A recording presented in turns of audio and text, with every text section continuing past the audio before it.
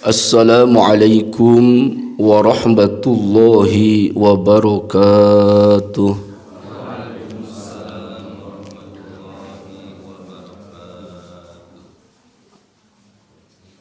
Alhamdulillahillazi an'ama alaina bi anwa'in ni'ami wa lataifil ihsan wa faddalana ala sairi khalqihi bi ta'limil ilmi wal bayan.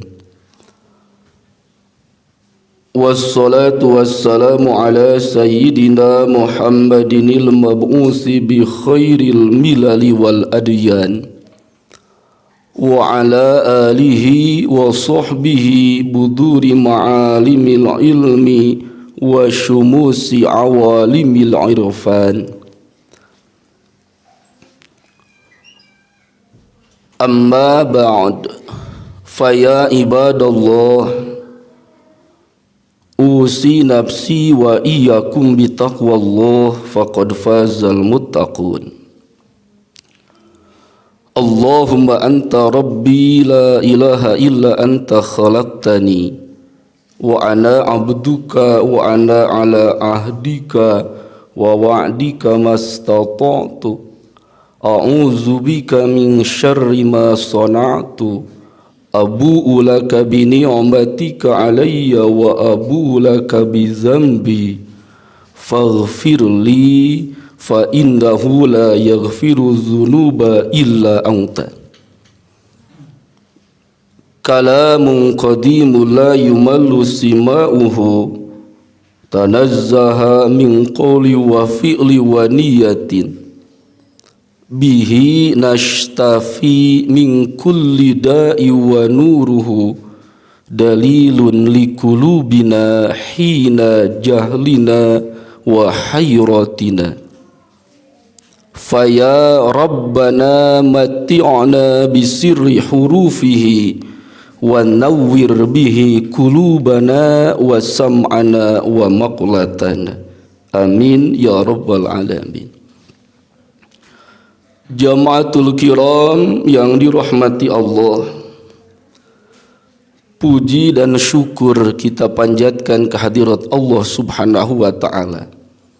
Salawat dan salam senantiasa dilimpahkan kepada junjungan kita baginda Nabi Muhammad sallallahu alaihi wa alihi wasallam, kepada keluarganya, sahabatnya dan seluruh pengikutnya hingga hari kiamat. Alhamdulillah, pada kesempatan pagi hari ini kita bisa bersama-sama berijtima, niat i'tikaf di masjid ini, niat bersilaturahmi, niat bersama-sama mengkaji ilmu agama. Mudah-mudahan langkahan kaki, ayunan tangan, apapun yang kita kerjakan pada pagi hari ini menjadi amal baik yang diterima Allah subhanahu wa ta'ala. Amin ya Allah ya rabbal alamin. Jamaatul kiram yang dirahmati Allah, untuk kajian tafsir pada pagi hari ini,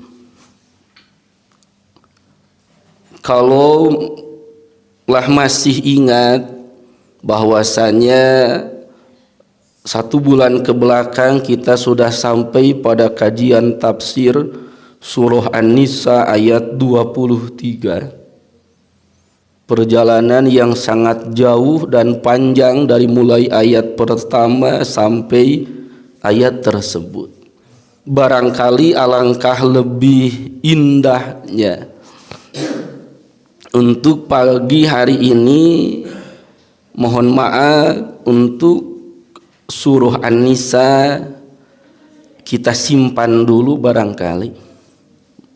Dan untuk kajian tafsir dalam kitab tafsir As-Sawi, kita akan bersama-sama mengenal lebih dekat tentang bacaan ataupun surat-surat yang sering tiap hari kita baca. Kita awali dari Ummul Quran surah Al-Fatihah. Kita lanjutkan dengan surat pendek yang lainnya. Itu barangkali alangkah lebih indah ataupun alangkah lebih kuat perasaan kita bahwasanya setiap kalimat yang kita baca dalam sholat kita sudah paham artinya dan juga tentang asbab ataupun sebab turunnya ayat itu. Oleh karena itu, untuk pagi hari ini mohon maaf saya tidak akan melanjutkan dalam surah An-Nisa. Kita awali dalam Ummul Quran, yaitu surah Al-Fatihah. Itu sebagai permohonan ataupun pemberitahuan. Dan tentunya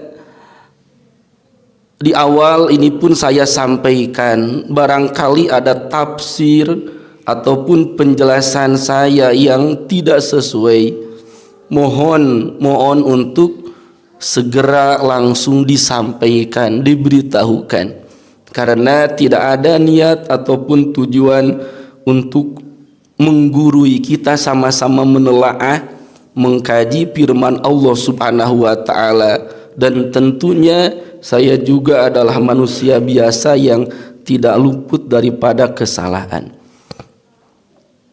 Jamaatul kiram yang dirahmati Allah, kita awali dengan surah Al-Fatihah. Diawali dengan sebuah pertanyaan, di manakah surah Al-Fatihah ini diturunkan? Kita pun juga sering mendengar apa yang disampaikan baginda Nabi Muhammad sallallahu alaihi wasallam, la solata liman lam yaqra bi fatihatil kitab.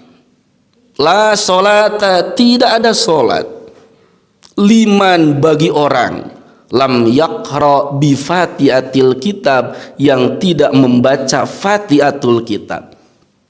Karena untuk surah Al-Fatihah ini sendiri itu ada 20 nama. Jangan salah dan juga tidak salah apabila mari kita bersama-sama membacakan Ummul Quran. Ummul Quran itu adalah sebagian daripada nama surah Al-Fatihah. Ada 12 nama, insya Allah nanti disampaikan. Tapi kita jawab dulu hubungan daripada di manakah surah Al-Fatihah ini diturunkan.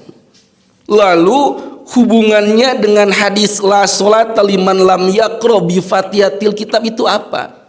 Karena urusan sholat seperti kita ketahui dipardukan sholat 5 waktu itu dalam kejadian Isra wal Mi'raj 27 Rajab tahun 11 daripada kenabian.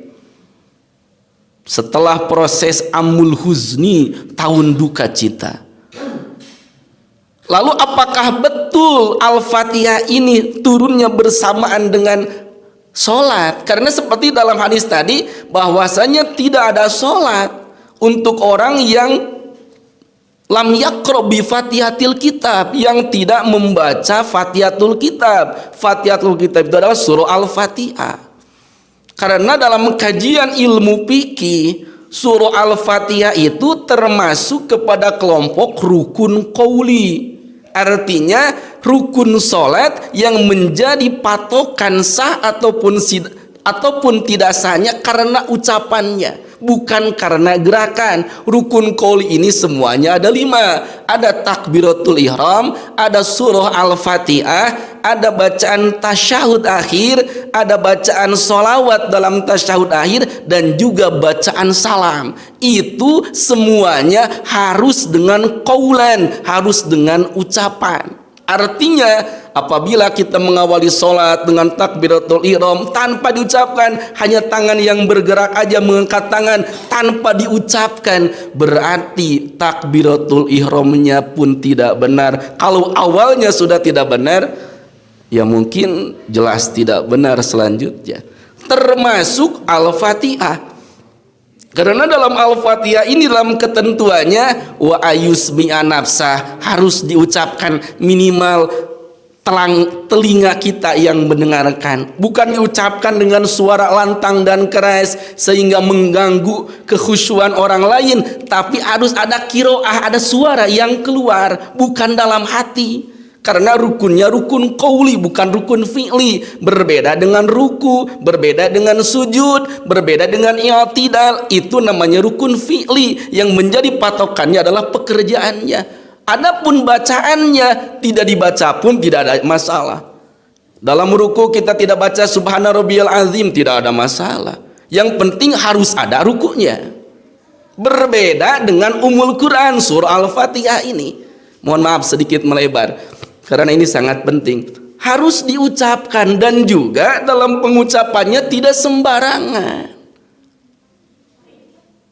Harus benar-benar tajwidul hurufnya benar, makharijul hurufnya benar, bahkan tasydidnya pun jangan sampai terlewatkan. Karena bukan urusan kecil kita membaca Al-Fatihah. Makanya alhamdulillah sering dikaji di sini tahsin Al-Quran luar biasa.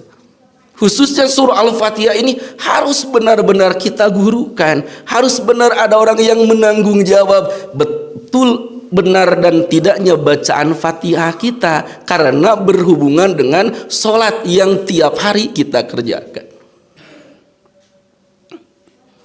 Apalagi berbicara makhrijul huruf, apalagi makhrijul huruf dod, an absahu man nataqa bil dodi baina anni min quraisyin.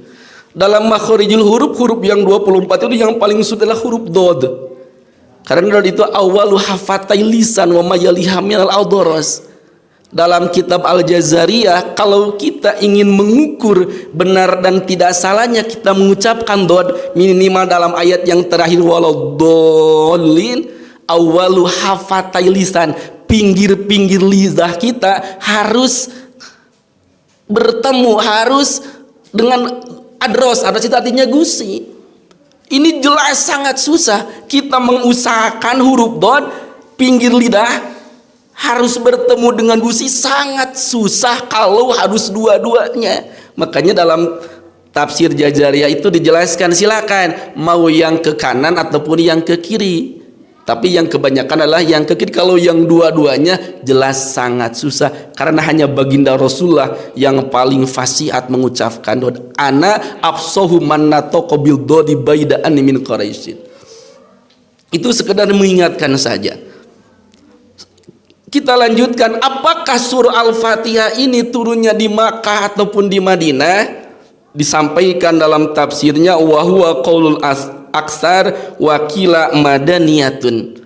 Menurut kebanyakan pendapat ulama, turunnya surah Al-Fatihah ini di Madinah. Bahkan kalau mungkin Bapak dan Ibu lihat dalam Al-Quran yang ada terjemahnya, Al-Fatihah diturunkan di Makkah atau Madinah. Ada atau, bisa dilihat dan dibuktikan apa yang saya sampaikan. Karena ada ikhtilaf, perbedaan pendapat para ulama yang menyatakan apakah surah Al-Fatihah ini turunnya di Madinah ataupun di Mekah. Dan menurut aksarul ulama, kebanyakan para ulama yang berpendapat surah Al-Fatihah ini diturunkan di Madinah. Itu untuk pendapat yang pertama. Faqala nuzilat marotain. Kelompok ulama yang kedua berpendapat bahwasanya surah Al-Fatihah ini turunnya 2 kali. Di Mekah diturunkan, di Madinah pun diulang kembali. Kenapa kelompok ini berpendapat surah Al-Fatihah turun di Mekah? Karena berhubungan dengan hadis yang tadi. La sholata liman lam yaqra bi fatihatil kitab. Tidak sah solatnya bagi orang yang tidak bisa ataupun tidak sempurna membaca Al-Fatihahnya. Karena kalau kita buka kembali tentang kejadian Isra wal Mi'raj, setelah baginda Rasul diperintahkan melaksanakan sholat 5 waktu, sampailah waktu subuh, waktu itu belum diperintahkan sholat dimulai, dan sholat yang pertama dikerjakan sholat zuhur, makanya dinamakan duhur. Duhur itu artinya jelas, karena sholat pertama yang dilakukan setelah Isra dan Mi'raj. Saya tidak akan menjelaskan apakah sebelum Isra Mi'raj baginda Nabi sholat, dipastikan sholat. Karena urusan sholat ini bukan hanya dipardukan untuk baginda Nabi, dari mulai Nabi Adam alaihissalam sholat itu sudah diperintahkan. Makanya kelompok kedua ulama ini berpendapat Al-Quran ini, surah Al-Fatihah ini diturunkan di Mekah marrotain, 1 kali di Mekah, lalu diturunkan kembali, ditaukidan, dikuatkan kembali, diturunkan kembali di Madinah Al-Munawwarah.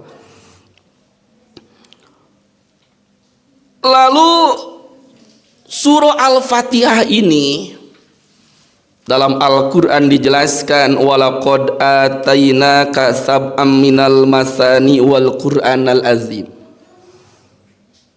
Di antara keistimewaan yang tidak Allah berikan kepada selain baginda Nabi adalah baginda Nabi diberikan sab'ul masani, walaqad atainaka sab'am minal masani wal Qur'anil azim.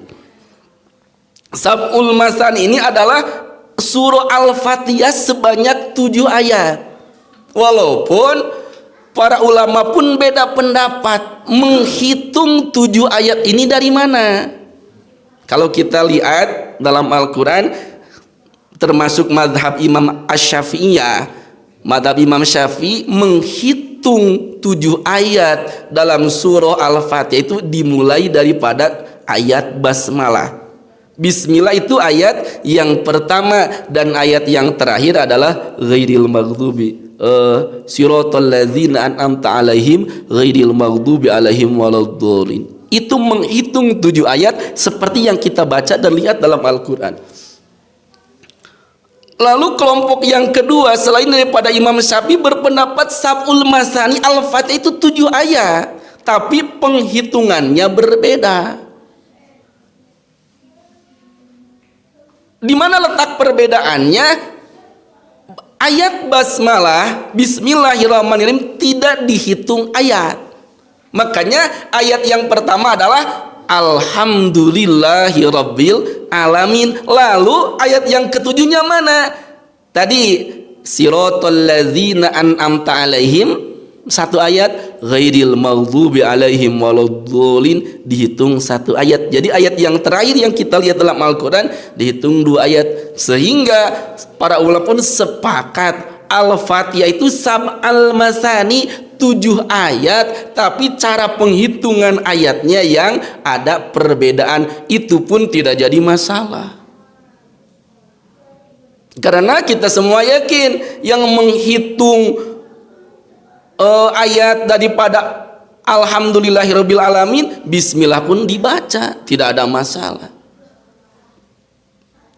Justru perbedaan ini menjadikan rahmat, menjadi kebaikan. Kita mau memilih yang mana, dua-duanya sama benar. Jamaatul kiram yang dirahmati Allah, kita lanjutkan dalam kajian ayat per ayat dalam surah Al-Fatihah ini. Dalam Majalisus Saniyah dijelaskan bahwasanya kutubus samawat, kitab Allah yang diturunkan dari langit itu jumlahnya arba'atu wa mi'ah, jumlahnya 104 kitab. 60 suhuf kepada Nabi Syis, 30 suhuf kepada Nabi Ibrahim alaihissalam, 10 suhuf sebelum Taurat disampaikan, diberikan kepada Nabi Musa alaihissalam, jumlahnya jadi 100 kitab.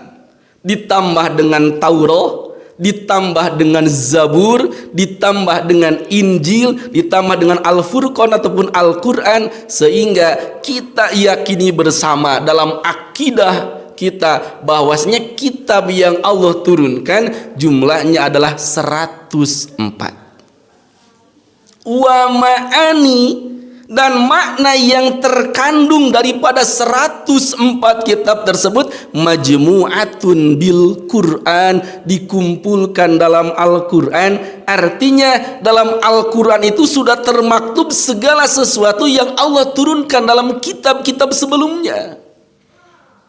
Lalu wa ma'anil Quran, makna yang terkandung dalam Al-Quran yang kita baca 30 juz, 114 surah, bahkan menurut tafsir Ibnu Abbas 6.666 ayat. Maknanya majmu'atun bil Fatihah, maknanya Allah kumpulkan dalam surah Al-Fatihah. Wa ma'anil Fatihati, makna yang terdapat dalam Al-Fatihah majmu'atun bil basmalah, Allah kumpulkan dalam basmalah, Bismillahirrahmanirrahim. Wa ma'anil basmalati, dan makna yang terkandung dari ayat bismillah dari awal sampai akhir majmu'atun bi ba'i'ah, Allah kumpulkan dalam ba'nya bismillah. Jadi luar biasa, basmalah ini artinya adalah intisari dari setiap kitab yang Allah turunkan 104 banyaknya. Dan dalam basmalah ini ada huruf yang sangat istimewa, yaitu ba. Dalam tafsirannya dijelaskan Bismillahirrahmanirrahim, baru ba.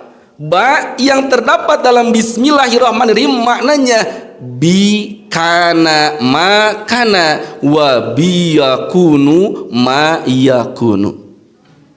Saya ulang, ba ini makna yang ada ba dalam basmalah Bismillahirrahmanirrahim adalah bi kana ma kana wa bi yakunu ma yakunu. Ini harus dengan hati, karena dengan ketahuidan bi oleh aku. Ini mohon maaf, aku ini adalah Allah, oleh kami. Makana sesuatu yang ada. Wa biyakunu ma yakun, dan oleh aku sesuatu yang akan ada.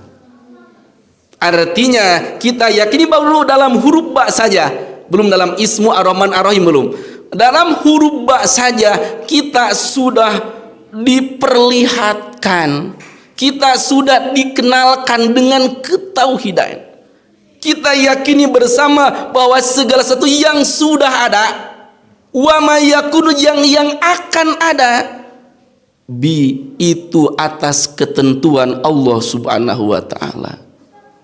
Itu makna ba yang terkandung dalam Bismillahirrahmanirrahim. Bi kana ma kana wa bi yakunu ma yakunu, oleh kami, oleh Allah segala sesuatu yang sudah ada, yang mungkin sudah terlewat sekian hari kemudian, sekian tahun yang lalu, mohon maaf, yang sudah dinikmati oleh keluarga kita, nenek moyang, itu yang ada, yang tidak kita pernah lihat, itu oleh Allah diciptakan. Dan nanti apapun yang akan terjadi, urusan penyakit dan apapun, itu adalah atas ketentuan Allah Subhanahu wa taala.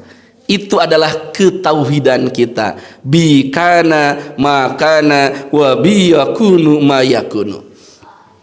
Lalu ba ini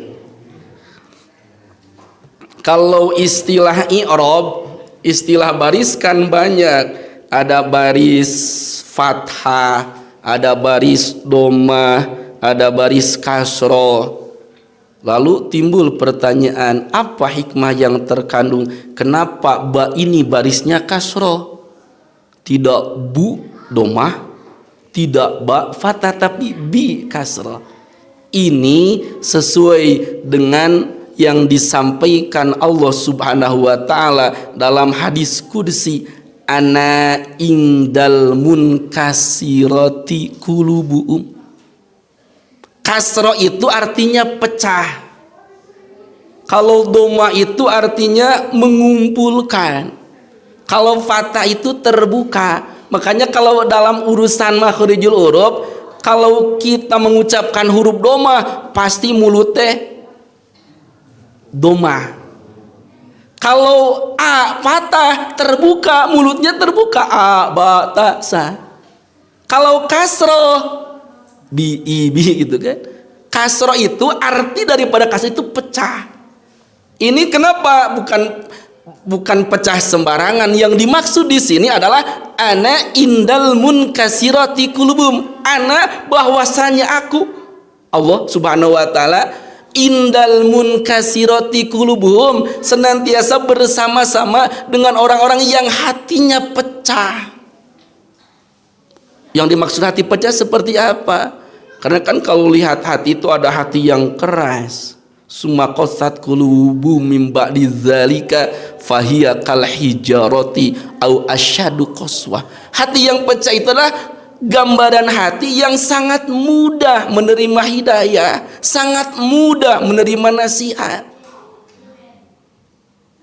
Ana indal munkasirati qulub, makanya bismillah ba barisnya kasar karena ada hikmah yang terkandung. Jamaatul kiram yang dirahmati Allah, bismillah yang kedua adalah kalimat ismun.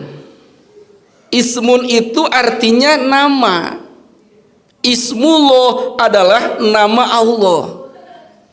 Kalau kita lihat dalam urutan Asmaul Husna, berdasarkan yang disampaikan baginda Nabi Muhammad sallallahu alaihi wasallam, inna lillahi tis'ata wa tis'ina isman man ahsoha dakhalal jannah. Inna lillahi, bahwasanya Allah memiliki tis'ata wa tis'ina isman, 99 nama. Man ahsoha, barang siapa menghafal, menjaga, mengamalkan apa yang terkandung daripada asma tersebut, dakhalal jannah, ia akan masuk surga. Yang 99 ini kita kenal dengan istilah Asmaul Husna. Dari mulai Ar-Rahman, Ar-Rahim sampai As-Sabur, kita hitung semuanya ada 99 nama Allah yang baik. Di sana tidak ada lafaz Allah. Karena lafaz Allah ini tidak termasuk Asmaul Husna, tapi termasuk Asmaul A'zam. Saya ulangi lagi. Lafaz Allah, ismullah, nama Allah ini tidak termasuk dalam 99 nama yang kita kenal dengan Asmaul Husna, karena nama Allah ini termasuk kepada Ismul A'zam, nama Allah yang sangat agung. Apa keistimewaan Ismul A'zam?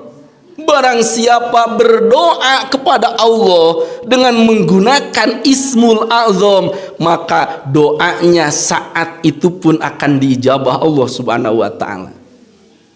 Kita buktikan dalam Al-Quran surah An-Naml, dalam kisah Nabi Sulaiman alaihi salam, dimulai daripada ayat 38. Qala ya ayyuhal mala'u ayyukum ya'tini bi arsyi'a qabla ayyatuni muslimin.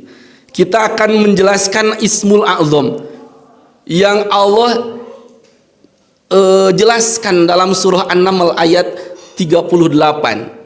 Ayat 38 menjelaskan bahwasanya Nabi Sulaiman alaihi salam, dia berkata kepada para pembesar istana, qala ya ayyuhal ayyukum ya'tini bi arsyi'a, siapakah di antara kamu yang sanggup memindahkan singgasana Bilqis, Ratu Saba, qabla ayyatuni muslimin, sebelum mereka Bilqis beserta pasukannya datang ke istana Nabi Sulaiman untuk menyerah. Itu ayat 38. Lalu ayat 39. Qala ifritun minal jinni. Ifrit dari golongan jin dia berkata, ana atika bihi qabla an takuma mimma komik. Wahai Nabi Sulaiman, karena dalam sejarah kita pahami bersama Nabi Sulaiman ini adalah Nabi yang Allah anugerahkan kekuatan yang sangat luar biasa. Jin dan beserta pengikutnya takluk. Di antara mukjizat beliau, Ifrit ini adalah kelompok jin yang sangat kuat. Dia menyanggupi permintaan Nabi Sulaiman, ana atika bihi qabla an takuma mimma komik. Aku sanggup mendatangkan singgasana Bilqis qabla an takuma mimma komik, sebelum engkau berdiri daripada duduk. Nabi Sulaiman duduk lalu berdiri, itu waktunya jelas tidak akan lama. Wa inni alaihi laqawiyyun amin. Kalau kita lihat redaksi ini, ayat ini, wa ini menggunakan adawat taukid, laqawiyyun lam ibtida juga adawat taukid, bahwasanya dengan kehebatannya, dengan segala keangkuhannya, Ifrit mengatakan, saya pasti akan kuat, pasti akan mampu mendatangkan singgasana Bilqis dari Sabah ke Palestina hanya dalam waktu engkau duduk sebelum berdiri, antaku mimma komik. Setelah itu Nabi Sulaiman menyampaikan, barangkali, ini bahasa saya, barangkali ada yang lebih cepat, yang lebih hebat, bisa mendatangkan singgasana Bilqis dalam waktu yang sangat singkat. Dalam ayat 40 dijelaskan, qala allazi indahu ilmum minal kitabi ana atika bihi qabla ayyar tadda ilaika tarfu. Berkatalah seseorang, alladzi ini nanti namanya adalah Asiful Baroya. Berkata seseorang, yaitu Asiful Baroya, yang mana Asif ini indahu ilmun minal kitab, Allah anugerahkan pengetahuan dari Alkitab. Ana atika bihi qabla ayyar tadda ilaika torpuk, saya mampu mendatangkan singgasana Bilqis sebelum engkau mengedipkan mata. Luar biasa. Upami urang nahan bunta gitu kan. Rarawasan mual kiat 5 menit ngahaja bunta terus nahan tengicep, jelas dipaksa mual kiat. Ana ati kabi qabla ayyar tada ilaika tarfuk, dan itu sesuai kenyataan. Makanya dalam ayat dalam kalimat selanjutnya, falamma ra'ahu mustaqiran, tatkala Nabi Sulaiman melihat ternyata singgasana Bilqis sudah ada di hadapannya. Karena sesuai tadi yang disampaikan Asiful Baroya, dia sanggup mendatangkan Bilqis sebelum Nabi Sulaiman mengedipkan matanya. Falamma ra'ahu mustaqiran indahu qala hadza min fadli rabbi, ini adalah anugerah Tuhanku, liyabluwani, menjadikan ujian untukku, aashkuru am akfur, apakah aku bersyukur ataupun kufur. Karena kalau hebat kamu Asif, berarti Nabi Sulaiman lebih percaya daripada Asif daripada Allah. Itu jelas mengganggu akidah. Yang jadi permasalahan, siapakah Asif ini yang memiliki kekuatan maha dahsyat, sehingga sana itu Ratu Bilqis itu ukurannya besar, jarak tempuhnya pun jauh, bisa sampai ke kerajaan Sulaiman, Nabi Sulaiman alaihissalam, hanya dalam waktu sekejap mata. Jamaatul kiram yang dirahmati Allah, dalam tafsirnya dijelaskan, Asif ini adalah hamba Allah yang Allah anugerahkan kepadanya mengetahui Ismul A'zam. Asiful Baroya berdoa kepada Allah menggunakan Ismul A'zam, sehingga Apa yang diinginkan saat itu pun kejadian. Dengan catatan Ismul Azam ini tidak ada tulisannya, hanya orang-orang terpilihlah yang Allah beri tahu orang tersebut. Dan dalam tafsir Ibnu Katsir, dalam tafsir yang lain, lapad Allah, ismullah, asma Allah itu juga termasuk Ismul Azam. Yang jadi permasalahan, kenapa kita berdoa menggunakan ya Allah, tidak kesampaian juga doa kita. Tidak seperti Asif yang dengan waktu sekejap bisa mendatangkan singgasana Bilqis dalam tempo yang relatif singkat. Nah, ini yang harus menjadi perhatian kita bersama. Inna lillahi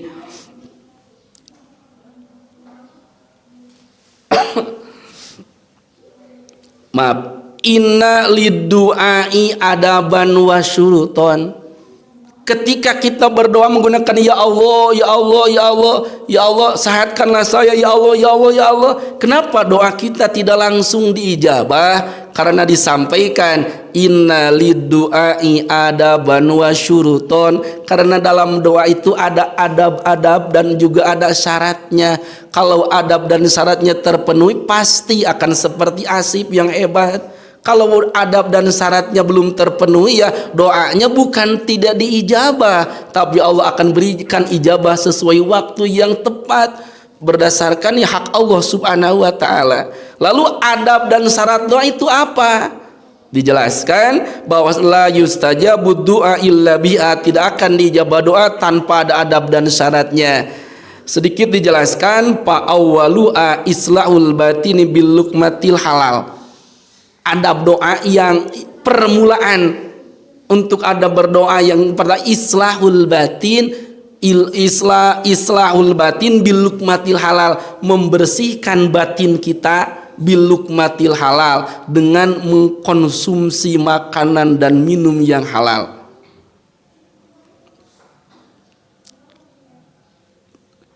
Seperti disampaikan, ad-du'a miftahus sama wa asnanu luqmatul halal. Doa itu adalah kunci pembuka langit, sementara wa asna puncak daripada doa adalah luqmatul halal. Konsumsi kita harus halal. Wa akhiruha, akhir daripada adab doa adalah al-ikhlas wa hudurul qalbi. Ketika kita berdoa harus ikhlas dan hadir hati kita mengikuti doa tersebut. Makanya dalam adab doa disarankan kalau kita berdoa adalah doa-doa yang ada dalam Al-Quran, juga doa-doa yang kita hafal arti daripada doa tersebut. Karena kalau kita hafal ataupun tahu arti doa tersebut, akan hadir hati kita. Kita berdoa ini ingin apa? Walaupun tidak salah, kita berdoa tidak tahu artinya, tidak salah. Ini hanya keutamaan saja, al-ikhlas wa hudurul qalbi, berdoa dengan ikhlas dan juga dengan hadir hati kita. Hafal, tahu apa yang sebenarnya kita inginkan kepada Allah Subhanahu wa taala. Makanya daripada dengan bahasa Arab tidak hafal, ya dengan bahasa Sunda baik. Dengan bahasa Indonesia aja biar lebih mantap, itu tidak salah. Allah Maha tahu. Tidak usah dipermasalahkan mau doa dengan bahasa Arab, dengan bahasa sehari tidak ada masalah. Tapi kalau dengan doa yang dari bacaan kalimat Al-Quran, Rabbana atina fid dunya, jelas sudah tidak terbantahkan faidah. Lalu adabnya itu tadi adab doa. Adab doa itu minimal awalnya kita berdoa, makanan minuman kita harus halal, dan juga ikuti doa tersebut dengan ikhlas dan hadir hati kita ketika sedang berdoa.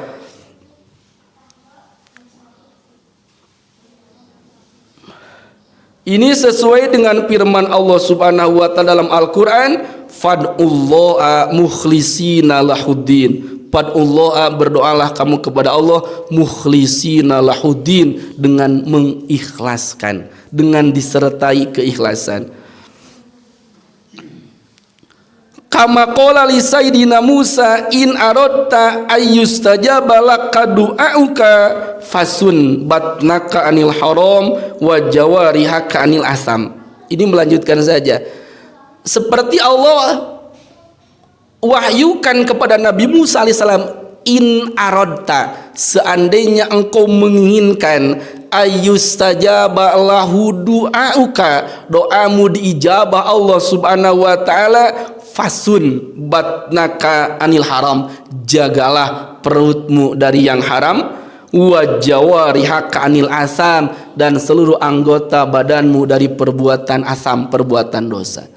Itu adalah adaban wa syurutan. Artinya setelah disampaikan bahwasanya lapan Allah atau asma Allah termasuk ismul a'zam, lalu kenapa doa kita dengan membaca Allahumma atau ya Allah? Karena Allahumma dengan ya Allah itu sama. Kalau kita lihat dalam kaidah ilmu nahwu, lapad ya Allahu itu bisa berubah jadi Allahumma, dan Allahumma itu asalnya ya Allah. Makanya Allahumma artinya ya Allah. Itu dalam Alfiyah Ibnu Malik dijelaskan dalam kaidah ilmu nahwu. Jadi kalau dimulai dengan ya Allah atau Allahumma, mana yang lebih baik? Sama-sama saja, karena ya Allah dan Allahumma itu adalah hal yang sama, kalimat yang sama, artinya pun sama. Itu sudah sampai pada lapan bismillahi. Lalu lapan ar-Rahman ar-Rahim. Ini semuanya 7 ayat, baru ayat pertama. Ar-Rahman ar-Rahim. Ar-Rahman ar-Rahim, kalau dalam terjemahnya yang maha pengasih lagi maha penyayang, dengan menyebut nama Allah yang maha pengasih dan juga maha penyayang. 10 menit dehnya. Sambil ketiasa netepan.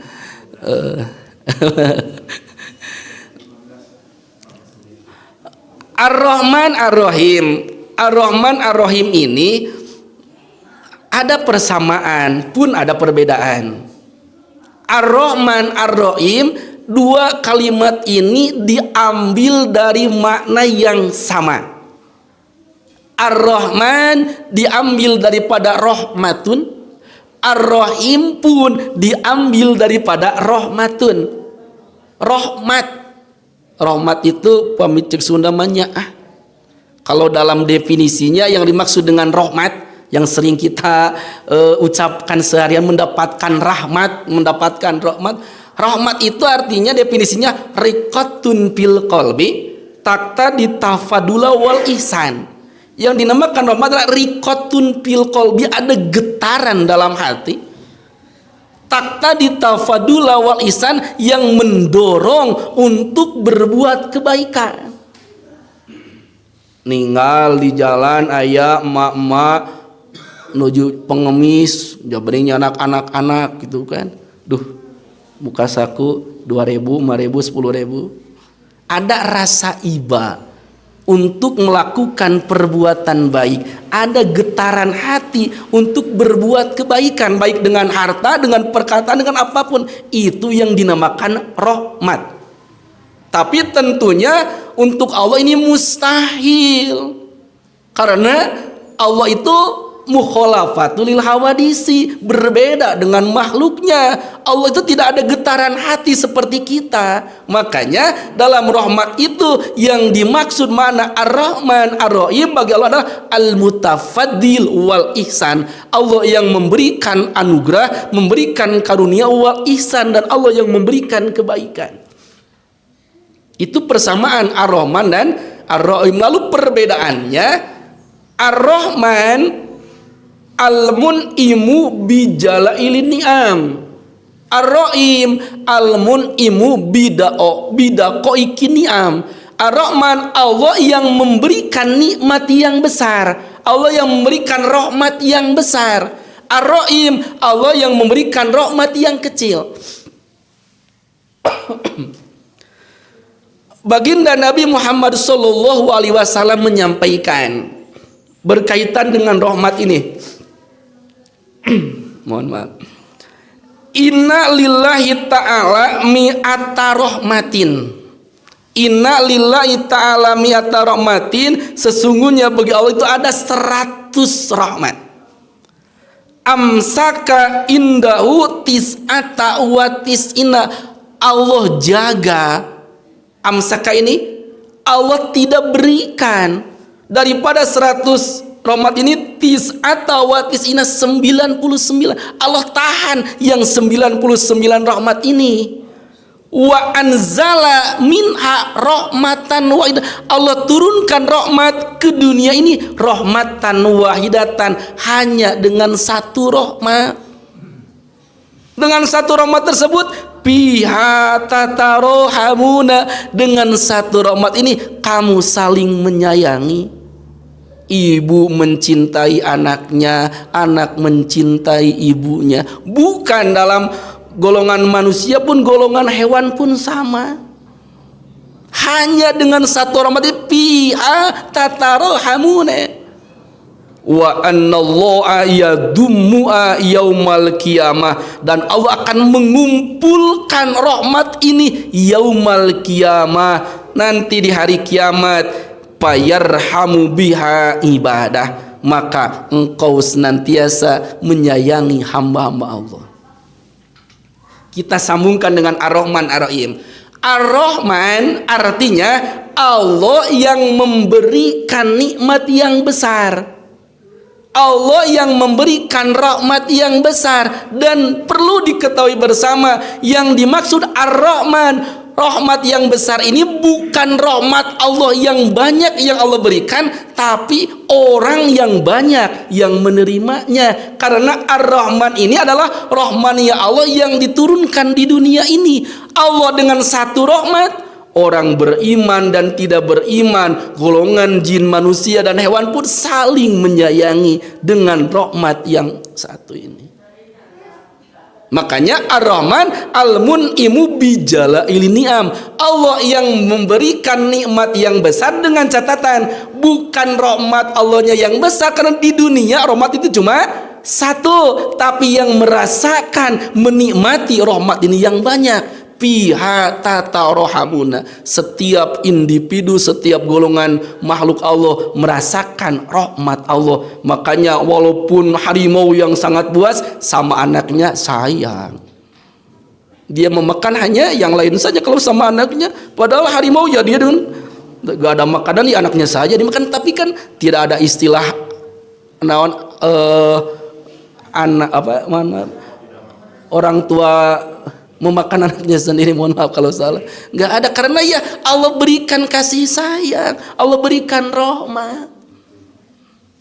Kalau tidak Allah berikan rahmat, seorang ibu mengandung 9 bulan lamanya, begitu lahir anak nabaong dari mana itu kan, dikandung lila-lilanya baong itu. Tidak seperti itu. Dengan rahmat tersebut ada kasih sayang. Lalu Ar-Rahim, Ar-Rahim ini adalah Al-Mun'imu bidaqaiqin ni'am, Allah yang memberikan nikmat-nikmat yang kecil. Maksud nikmat yang kecil, nikmatnya cuma satu, tapi yang akan merasakan kenikmatan yang banyak karena Ar-Rahim ini adalah iman dan Islam.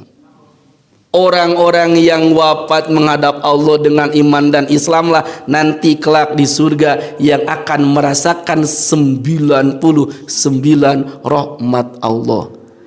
Makanya dalam hadis dijelaskan bagaimana kenikmatan surga. Mala ainun ra'at wala udunun sami'at wala khatar ala qalbi basarin, yang belum pernah dilihat mata, belum pernah didengar, bahkan tidak ada getaran hati pun, karena sangat luar biasa.